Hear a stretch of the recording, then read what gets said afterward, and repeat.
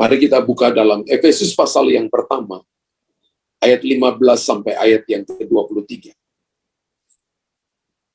Efesus pasal yang pertama, ayat 15 sampai ayat 23. Karena itu, setelah aku mendengar tentang imanmu dalam Tuhan Yesus, dan tentang kasihmu terhadap semua orang kudus, aku pun tidak pernah berhenti mengucap syukur karena kamu. Dan aku selalu mengingat kamu dalam doaku. Dan meminta kepada Allah, Tuhan kita Yesus Kristus, yaitu Bapa yang mulia itu, supaya Ia memberikan kepadamu roh hikmat dan wahyu untuk mengenal Dia dengan benar. Dan supaya Ia menjadikan mata hatimu terang, agar kamu mengerti pengharapan apa yang terkandung dalam panggilannya. Betapa kayanya kemuliaan bagian yang ditentukannya bagi orang-orang kudus. Dan betapa hebat kuasanya bagi kita yang percaya sesuai dengan kekuatan kuasanya, yang dikerjakannya di dalam Kristus dengan membangkitkan Dia dari antara orang mati dan mendudukan Dia di sebelah kanannya di sorga, jauh lebih tinggi dari segala pemerintah dan penguasa dan kekuasaan dan kerajaan dan tiap-tiap nama yang dapat disebut, bukan hanya di dunia ini saja, melainkan juga di dunia yang akan datang. Ayat 22, dan segala sesuatu telah diletakkan di bawah kaki Kristus, dan Dia telah diberikannya kepada jemaat sebagai kepala dari segala yang ada. Jemaat yang adalah tubuhnya, yaitu kepenuhan Dia yang memenuhi semua dan segala sesuatu. Dari surat Paulus ini kepada jemaat di Efesus, dalam Efesus 1 ayat 15 sampai ayat 23, maka pagi hari ini saya ingin share beberapa bagian yang sangat berharga yang Bapak Ibu dan saya butuhkan hari-hari ini. Tema pagi hari ini adalah Yesus adalah yang berharga, Yesus adalah harta yang berharga. Ada 3 bagian yang sangat berharga yang diungkapkan Paulus kepada jemaat di Efesus. Dan jemaat ini menjadi sebuah jemaat yang menjadi sebuah jemaat yang benar-benar bertumbuh dalam iman. Mereka juga bertumbuh di dalam kasih kepada Tuhan. Kasih bukan cuma kepada Tuhan, tapi juga kasih kepada sesama. Hal yang pertama yang kita bisa belajar dari Efesus pasal yang pertama, ayat 15 sampai 23 ini adalah kita belajar tentang jemaat ini memiliki iman yang mendalam dan mengakar, serta mereka punya perbuatan kasih yang nyata seorang kepada yang lain. Ingat bahwa jemaat itu bisa dilihat bahwa mereka punya iman yang dalam. Ada masalah, iya. Ada persoalan, iya. Ada pergumulan, iya. Tapi mereka punya iman yang dalam seperti akar yang masuk ke dalam, menembus lapisan-lapisan tanah. Mereka punya keintiman, waktu doa khusus dengan Tuhan. Mereka punya waktu untuk duduk baca firman Tuhan. Itu iman yang dalam. Mereka punya pengenalan akan Allah yang betul-betul dalam dengan Tuhan. Mereka mengakar, serta mereka punya perbuatan kasih. Ayat 15 dan ayat yang ke-16 dari Efesus pasal yang pertama, ayat 15 sampai ayat yang ke-16. Alkitab berkata, karena itu, setelah aku mendengar tentang imanmu dalam Tuhan Yesus, dan tentang kasihmu terhadap semua orang kudus, aku pun tidak berhenti mengucap syukur karena kamu, dan aku selalu mengingat kamu dalam doaku. Penyebab sehingga Paulus mengucap syukur dan mendoakan jemaat di Efesus adalah karena jemaat ini punya kehidupan yang mendalam, yang berakar dalam Kristus. Bapak Ibu perhatikan baik-baik. Mereka menjadikan Yesus, kehidupan mereka jadikan sebagai Yesus menjadi harta yang paling berharga bagi mereka. Paulus mendengar, Paulus belum melihat, tapi Paulus mendengar tentang iman mereka. Paulus mendengar tentang kasih mereka terhadap orang-orang kudus. Maka Paulus berdoa dengan ucapan syukur. Paulus berdoa kepada mereka. Kenapa? Karena jemaat ini memiliki kehidupan yang mendalam, memiliki kehidupan yang berakar dalam Kristus. Masalah akan datang silih berganti. Dunia sedang berubah, Bapak Ibu. Keadaan sedang berubah. Dan Bapak Ibu dan saya sedang akan masuk di dalam begitu banyak persoalan demi persoalan. Tapi mari kita belajar dari jemaat di Efesus ini. Mereka punya kehidupan yang mendalam dan berakar pada Kristus.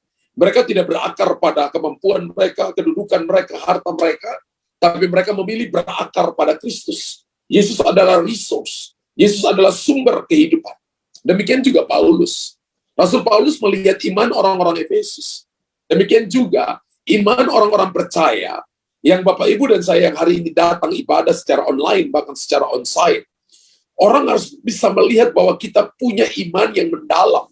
Kita punya pengenalan akan Tuhan yang kuat. Orang harus melihat bahwa kita berakar dalam Kristus. Dan itu bisa membuat orang lain mengucap syukur. Melihat kehidupan saudara. Orang tahu bahwa Anda dan saya punya pergumulan yang hebat. Tapi orang bisa melihat bagaimana Anda bisa berdiri dan tetap mempercayai Tuhan. Orang masih bisa melihat bahwa Anda bergairah dalam ibadah. Bergairah datang ke rumah Tuhan. Bergairah datang mengikuti ibadah secara online. Orang bisa mengucap syukur dan bisa melihat bahwa Tuhan adalah Tuhan yang memberikan kekuatan kepada mereka yang lemah. Pada waktu Bapak Ibu dan saya hadapi masalah, dan mungkin ketika masalah belum berubah, tapi Bapak Ibu tetap berdoa karena Bapak Ibu berpikir dan mengenal Tuhan dengan benar, mengenal Tuhan dengan dalam, mengenal Tuhan dengan berakar, bahwa mungkin masalah belum berubah, masalah belum disingkirkan, mungkin pintu belum terbuka, tapi Bapak Ibu mendapati hatimu berubah. Bapak Ibu mendapati bahwa hidupmu pengenalan akan Tuhan lebih dalam. Bapak Ibu mendapati bahwa Anda dan saya punya kehidupan doa yang lebih intim dengan Tuhan. Dan Rasul Paulus mengucap syukur kepada jemaat di Efesus. Karena mereka mempunyai kasih. Bukan cuma mempunyai kasih. Mereka menyatakan kasih. Perbuatan-perbuatan mereka yang berdasarkan kasih kepada orang-orang kudus. Kalau terjemahan lain berkata bahwa mereka berbagi, mereka punya pelayanan bahasa Yunani-nya diakonos atau diakonia kepada orang lain. Menolong orang-orang lain yang membutuhkan pertolongan. Itu perbuatan kasih yang harus orang lihat dari pribadi, dari gereja Tuhan. Jadi gereja harus bisa share dengan orang lain. Orang juga harus bisa melihat bahwa Bapak Ibu dan saya adalah orang yang betul-betul berakar dalam Tuhan. Betul-betul orang melihat bahwa kita mengenal Tuhan dengan benar. Maka dari itu, iman dan kasih kita kepada Tuhan dan sesama itu merupakan satu kekuatan yang dapat menyebabkan orang mengucap syukur. Alkitab berkata tadi, ayat 15-16, Rasul Paulus mengucap syukur dan berdoa kepada jemaat di Efesus ketika dia mendengar tentang iman mereka. Dia mendengar tentang kasih mereka kepada orang-orang kudus. Ketika kita melayani orang lain dengan kasih, melayani orang lain dengan iman, orang mengucap syukur karena Tuhan bisa pakai saudara menjadi perpanjangan tangan Tuhan. Sama, kita melayani orang lain, bahkan sebagai hamba-hamba Tuhan seperti saya. Orang bisa mengucap syukur ketika mereka datang dan mereka mendapatkan jalan keluar. Mereka datang dengan masalah, tapi ketika firman disampaikan, ketika didoain, ketika mereka terima sesuatu, mereka bisa mengucap syukur kepada Tuhan. Bahkan tanpa sadar, Bapak Ibu Saudara dan saya, Bapak Ibu Saudara mungkin mendoakan satu dengan yang lain, mendukung kami dalam pelayanan. Itu adalah bentuk ucapan syukur yang kita naikkan kepada Tuhan. Jadi kita nggak boleh apatis, tapi kita harus menjadi orang-orang yang betul-betul ikut terlibat di dalam pelayanan. Bapak Ibu bisa terlibat di dalam kehidupan doa, terlibat sebagai usher. Bapak Ibu bisa terlibat sebagai tim praise and worship. Bapak Ibu sudah terlibat multimedia kameramen. Bapak Ibu sudah terlibat dalam banyak hal. Di gereja ada tarian. Di gereja ada begitu banyak hal yang Bapak Ibu bisa ikut terlibat di sana. Ketika Bapak Ibu terlibat dan menjawab, menolong orang lain, maka akan ada ucapan syukur dan doa yang dinaikkan ke hadapan Tuhan. Mereka mengucap syukur ketika melihat iman saudara dan kasihmu kepada Tuhan. Jadi kekristenan itu kita seperti dalam akuarium, Bapak Ibu. Mau tidak mau orang akan nilai saudara. Mau tidak mau orang akan melihat kehidupan saudara. Pekerjaan Anda dinilai. Pelayanan Anda dinilai. Kehidupan pribadimu dinilai. Dan kalau saudara dan saya, misalnya pembicara, orang bisa nilai dengan pekerjaan saudara. Orang bisa memparalelkan pekerjaan Anda dengan pelayananmu. Karena itu, imanmu bisa dilihat, kasihmu bisa dilihat, pekerjaanmu bisa dilihat. Dan itu bisa menimbulkan ucapan syukur dan doa-doa yang penuh pengharapan, penuh pengagungan ke hadapan Tuhan. Demikian juga hamba-hamba Tuhan yang selalu mengingat dan membawa kita dalam doa. Beberapa daripada saudara selalu kami ambil dalam doa, mungkin Bapak Ibu nggak tahu. Dan saya tahu bahwa beberapa saudara di sini adalah para pensyafaat yang selalu membawa kota, bangsa, negara, bahkan bangsa-bangsa, bahkan hamba-hamba Tuhan dalam doa-doa pribadi mereka. Dalam ayat 17 dan ayat 19, dan meminta kepada Allah Tuhan kita Yesus Kristus, yaitu Bapa yang mulia itu, supaya Ia memberikan kepadamu roh hikmat dan wahyu untuk mengenal Dia dengan benar. Bapak Ibu harus minta roh hikmat, spirit of wisdom, revelation and knowledge, untuk mengenal Dia dengan benar. Ada orang yang mengenal Tuhan dengan tidak benar. Orang mengenal Tuhan karena dia butuh sesuatu. Orang mau mengenal Tuhan karena dia butuh supaya Tuhan tolong dia. Tapi ketika Tuhan tolong dia, dia sudah tidak pernah lagi mau cari Tuhan sungguh-sungguh. Saya pikir itu bukan orang Kristen yang sungguh-sungguh dengan Tuhan. Kalau kita mau mengenal Tuhan dengan benar, maka Anda harus minta roh hikmat dan wahyu. Supaya kita bisa mengenal Dia dengan benar. Dan supaya Ia menjadikan mata hatimu terang, agar kamu mengerti pengharapan apa yang terkandung dalam panggilan Dia. Betapa kayanya kemuliaan bagian yang ditentukannya bagi orang-orang kudus. Dan dikatakan begini, betapa kayanya kemuliaan bagi bagian yang ditentukannya bagi orang-orang kudus. Paulus berdoa, meminta kepada Tuhan, supaya Tuhan memberikan kepada jemaat ini, jemaat yang betul-betul mengenal Tuhan dengan benar. Untuk Tuhan memberi kepada mereka roh hikmat, karunia hikmat dan wahyu, untuk mengenal Tuhan dengan benar. Kalau Paulus berdoa kepada Tuhan untuk jemaat di Efesus, saya juga mau berdoa kepada saudara, supaya Anda punya roh hikmat dan wahyu, untuk mengenal Tuhan dengan benar. Dan saya percaya ketika kita mengenal Tuhan dengan benar, maka kita nggak takut dengan masalah. Kita nggak takut dengan persoalan. Kita nggak takut dengan pergumulan hidup. Kita nggak nyalain orang lain. Kita nggak bandingkan diri kita dengan orang lain. Tapi kita sudah berdiri dan mengenal Tuhan dengan benar. Contoh Daniel. Daniel itu mengenal Allah dengan benar. Dia ada di Babel, dan 3 hari sekali dia mencari Allah dengan sungguh-sungguh. Dia menyelidiki kitab-kitab nubuatan yang pernah diucapkan oleh para nabi-nabi. Dan dia mendapati bahwa Israel akan dibuang di Babel selama 70 tahun. Kemudian dia berseru kepada Tuhan. Dia membangun pengenalan dengan benar. Dia mengambil doa dan berpuasa untuk mengenal Tuhan dengan benar, untuk mengerti jalan-jalan Tuhan. Seperti Daniel berdoa bagi bangsanya, dan seperti Paulus berdoa bagi kota Efesus, maka tugas saudara dan saya adalah berdoa bagi kotamu, berdoa bagi bangsamu. Minta roh hikmah, minta roh wahyu untuk mengenal Dia dengan benar. Amin. Dan Paulus berdiri teguh, berdoa supaya dia menjadikan mata hatimu terang. Mata hati adalah Bapak Ibu dan saya punya roh yang terang, yang bisa melihat Tuhan, bisa melihat di dalam kegelapan, bisa melihat jalan keluar, bisa melihat ketika pintu tertutup, bisa melihat ada jalan, bisa melihat ketika persoalan datang, tantangan datang, Bapak Ibu melihat ada kesempatan di sana. Dan Rasul Paulus berdoa supaya setiap orang Efesus mengenal kuasanya yang hebat. Ini doa yang tulus, karena mendengar bahwa mereka punya pengenalan akan Allah dengan benar. Mendengar bahwa mereka berakar dalam Tuhan. Betapa sedihnya seorang gembala ketika melihat bahwa jemaatnya itu tidak bertumbuh dengan Tuhan. Ketika lihat jemaatnya itu mungkin malas ibadah. Lihat jemaatnya itu selalu bergumul dengan pergumulannya, dan dia tidak fokus kepada Tuhan dan tidak bertumbuh dalam Tuhan. Betapa sedihnya seorang bapak melihat anaknya ketika dikasih makan, tapi tidak bertumbuh, selalu kecil. Ya, tidak berkembang. Sudah 1 tahun, tidak berkembang, tetap seperti bayi yang baru lahir.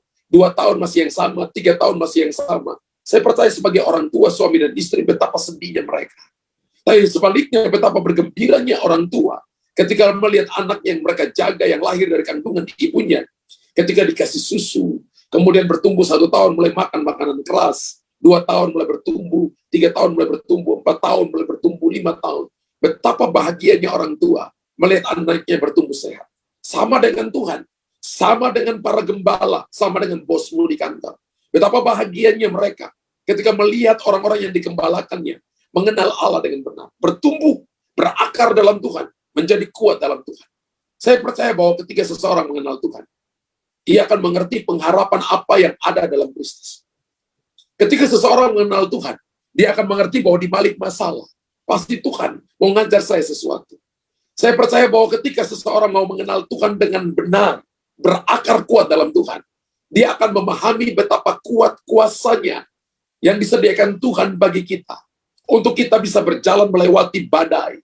Kita bisa berjalan melewati tantangan. Kita tidak akan dihantui oleh ketakutan. Kita tidak akan dihantui oleh kekhawatiran. Bahkan kekhawatiran, ketakutan tidak menjadi penghalang, penghambat bagi kita. Kenapa? Karena Tuhan berkata kuat kuasanya akan menyertai kita. Bahkan kuasa Tuhan itu melampaui segala kesulitan. Kuasa Tuhan itu melampaui segala hambatan. Kuasa Tuhan itu melampaui segala rintangan yang kita hadapi. Bapak Ibu tulis di kolom komentar. Yang onsite berkata kuasa Tuhan melampaui segala kesulitan dan halangan. Bapak Ibu tulis di kolom komentar. Kuasa Tuhan melampaui segala kesulitan dan hambatan yang rintangan yang saya hadapi. Kalau kita perhatikan Efesus 20 ayat 21. Efesus 20 ayat 21. Yang dikerjakannya di dalam Kristus. Dengan membangkitkan dia dari antara orang mati. Dan mendudukan dia di sebelah kanannya di surga. Jauh lebih tinggi dari segala pemerintah dan penguasa, dan kekuasaan dan kerajaan, dan tiap-tiap nama yang dapat disebut. Bukan hanya di dunia ini saja, melainkan juga di dunia yang akan datang. Haleluya. Wow. Alkitab katakan yang dikerjakannya di dalam Kristus. Efesus 20 ayat yang ke-21. Sesuatu yang luar biasa yang Tuhan nyatakan bagi saudara dan saya.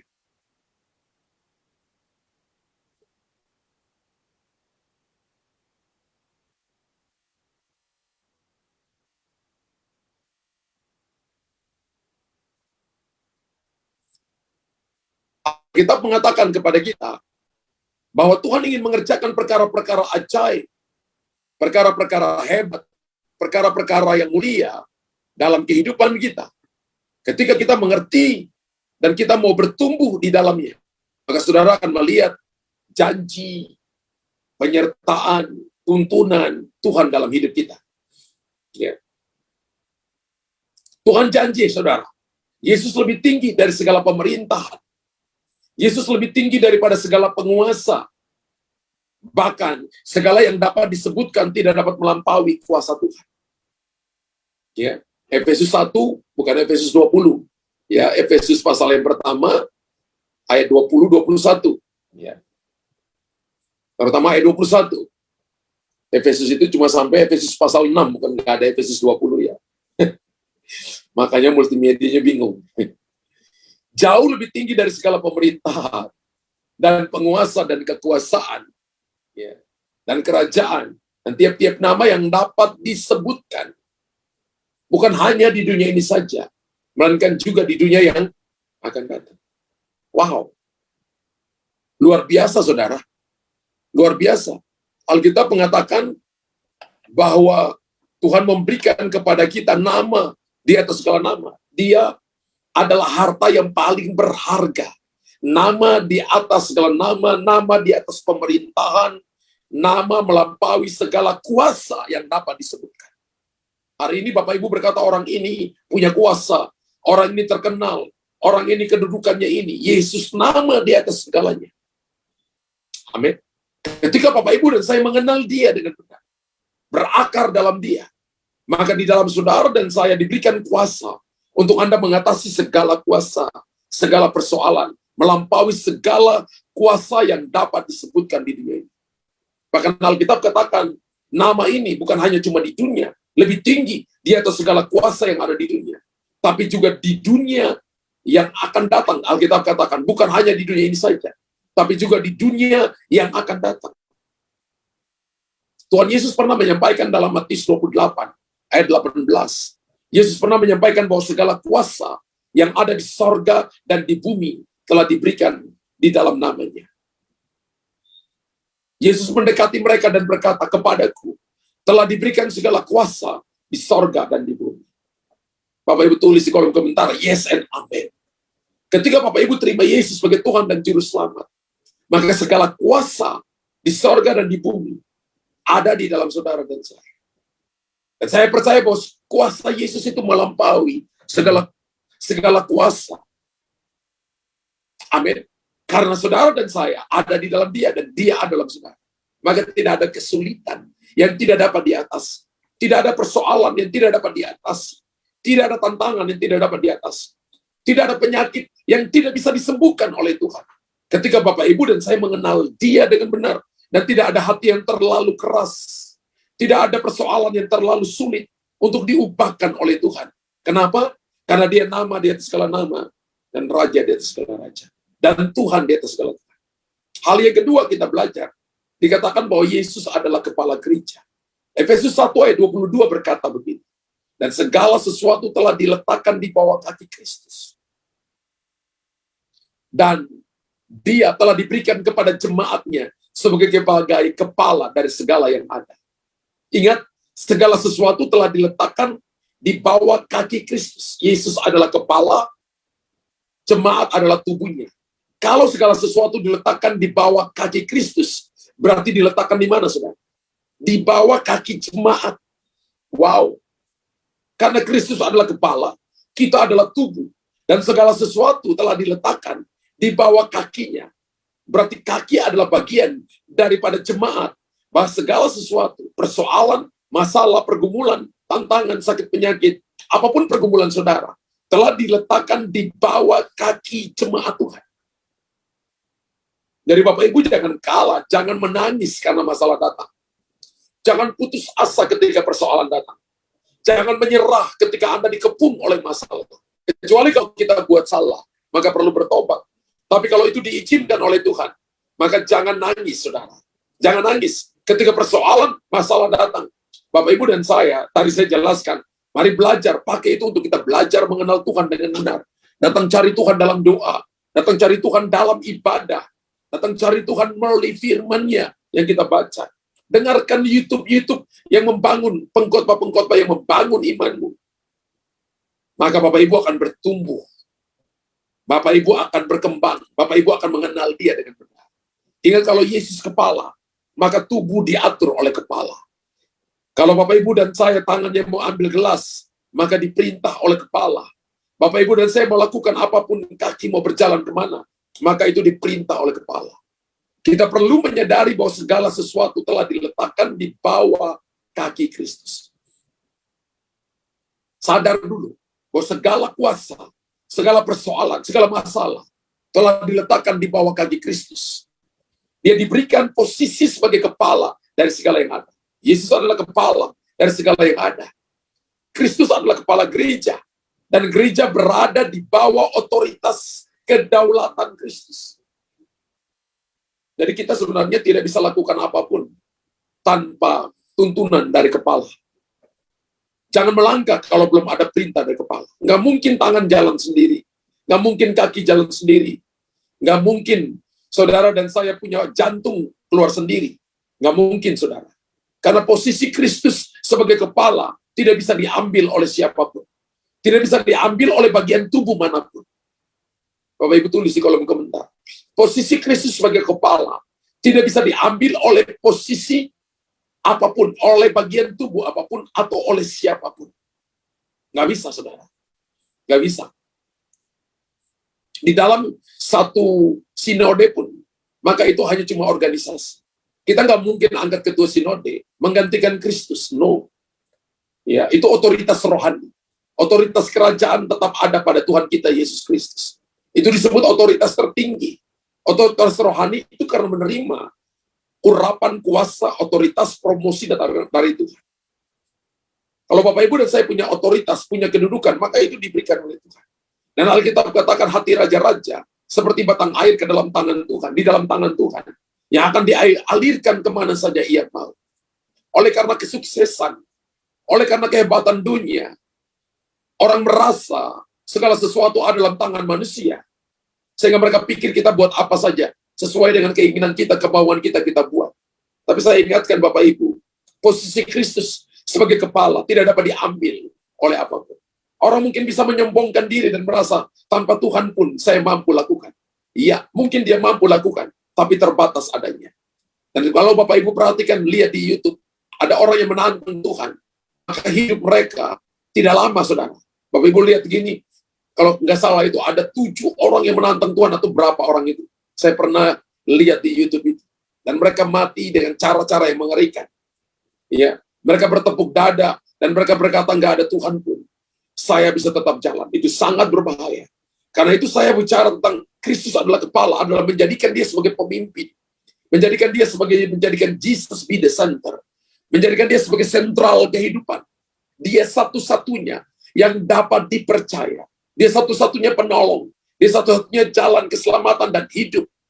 Amin. Dia satu-satunya kekuatan bagi kita. Dan segala yang ada di dalam gereja harus tunduk akan kehendak Kristus. Apapun jabatan dan posisinya.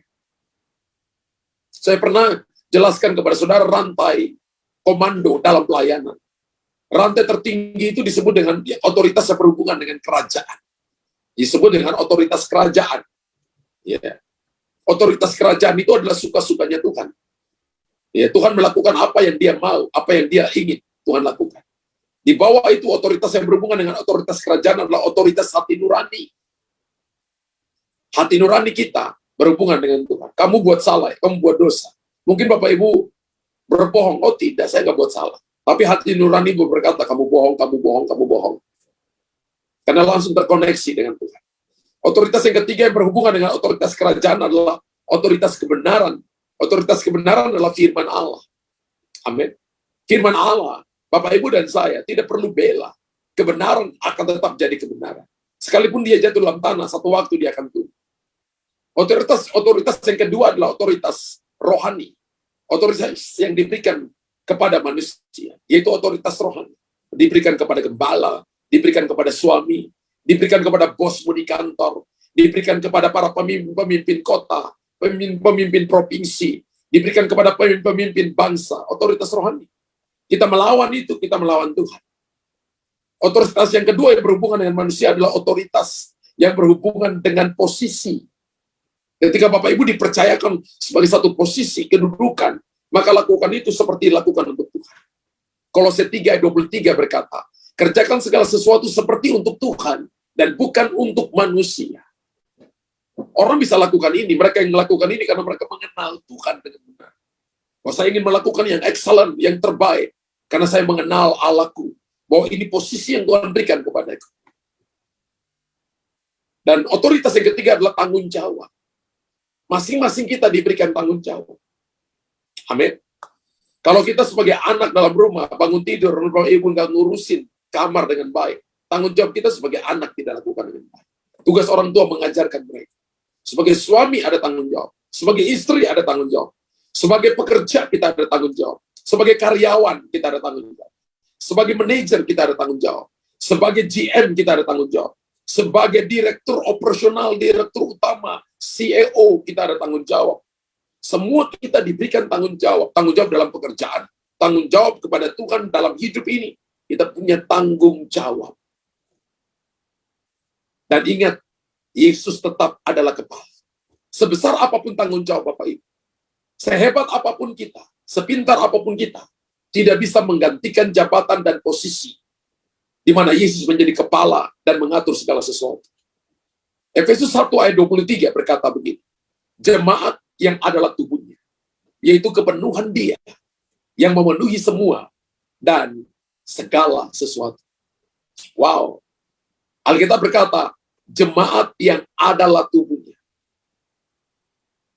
yaitu kepenuhan dia yang memenuhi semua dan segala sesuatu. Multimedia.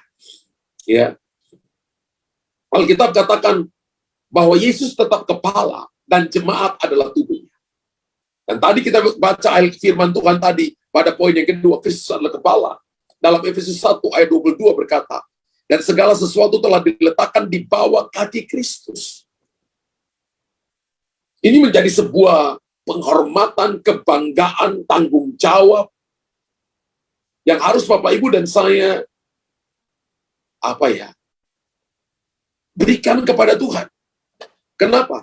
Karena kita diberikan sebuah tanggung jawab untuk mengurus begitu banyak hal yang Tuhan percayakan kepada gerejanya. Jemaat yang adalah tubuhnya, yaitu kepenuhan dia, yang memenuhi semua dan segala sesuatu. Kita akan dipenuhi dengan urapan, kuasa, cover, perlindungan, tuntunan, penyertaan, damai sejahtera. Di samping keselamatan itu paket, saudara. Keselamatan itu tidak eceran, tapi keselamatan itu paket. Dan lalu kita berkata jemaat adalah tubuhnya. Jemaat adalah kedaulatan dan kuasanya. Biarlah itu menguasai semua sendi kehidupan orang percaya. Saya tuh punya kerinduan sehingga seluruh jemaat itu, mereka seperti kerinduan Rasul Paulus, mereka mengenal Tuhan dengan benar. Gereja ini mengajarkan saudara untuk baca Alkitab setiap hari. Sehingga setiap akhir tahun Bapak Ibu dan saya selesai baca Alkitab.